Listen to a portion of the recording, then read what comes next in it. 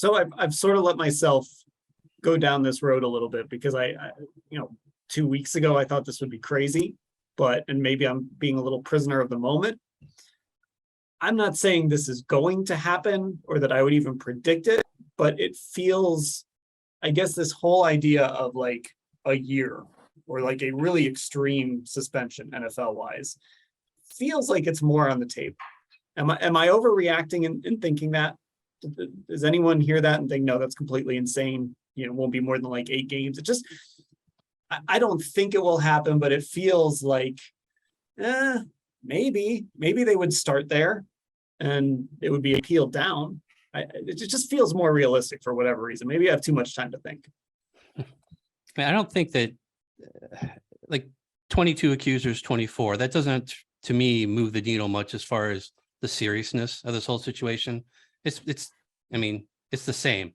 What these last 2 accusers are saying is, it's in the same ballpark here with everything else. It's not as if, I don't know, it's still a really serious situation. So I don't know if that's changed my ideas of suspension. Look, the NFL could do whatever it wants. It could suspend him for 8 games and then somebody goes and files a criminal charge and it goes to court and this whole thing gets worse. And then they just say, you know what, he's out for the year or he's indefinitely suspended. I mean, we saw Josh Gordon's role or his situation change multiple times while he was here. So I don't think there's any precedent they need to set here. It's just 8 sounds about maybe, like you said, where the starting point is, and then it could go less if he appeals it down. It can go more. I don't know if the NFL is really, if they don't have an idea right now after talking to everybody, are they ever going to have an idea on what, what's going to happen to him? So, but I think 8 sounds like a good place to start. I just wanted to say real quick, as we're taping this podcast, Jenny Verentis, who was with SI.com and covering this case very, very closely, and is now with the New York Times, has just released either one big sort of takeout or a series of stories.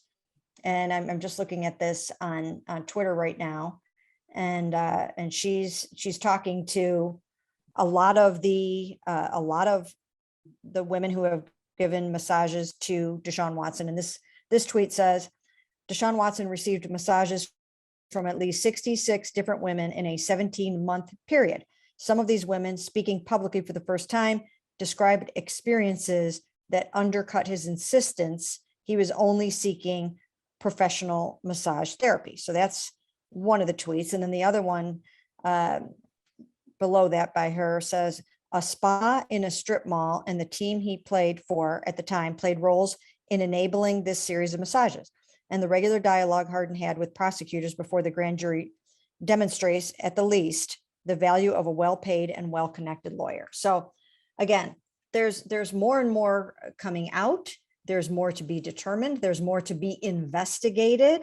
And I'm sure there are some things in these Jenny Verentis stories that will cause the NFL to maybe perhaps want to go back and talk to some of these women if they haven't filed suits, or to go back and talk to Deshaun again. So again, this is not going to be over until the suspension is behind him and until all of the suits are settled or have been played out in court.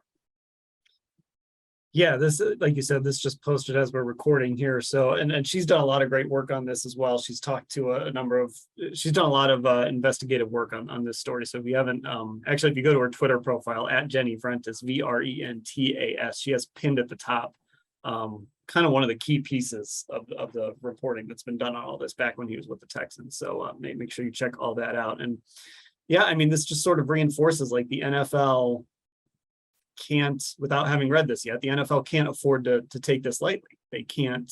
There is I hate to say it this way, there is a PR element to all this. And if all this stuff is out there, it's going to be really hard for the NFL to just kind of shrug and say, 4 games. Mm-hmm. All right. I don't know that there's that much more to. Mary Kay, go ahead. I was just going to say, you're right. I mean, the more momentum they gain on that side of it, the harder it probably will be for the NFL and for independent disciplinary officer Sue L. Robinson to, just to hand down a short suspension. I mean, it just seems like, it could be taking on a little bit of a life of its own, and it's mushrooming somewhat here.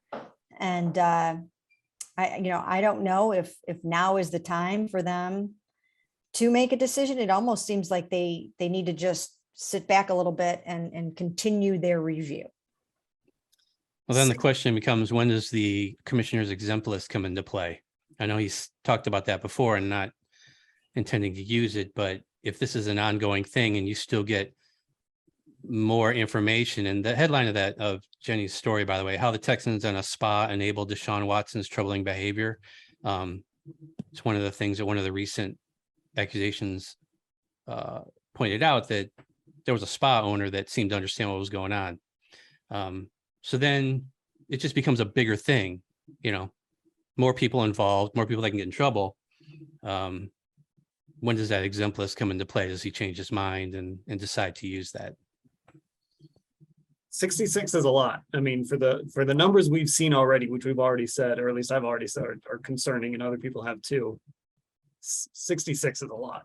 Like in the context of all this, to see another number that's like, whoa, that's not great. That I think that says something about all this.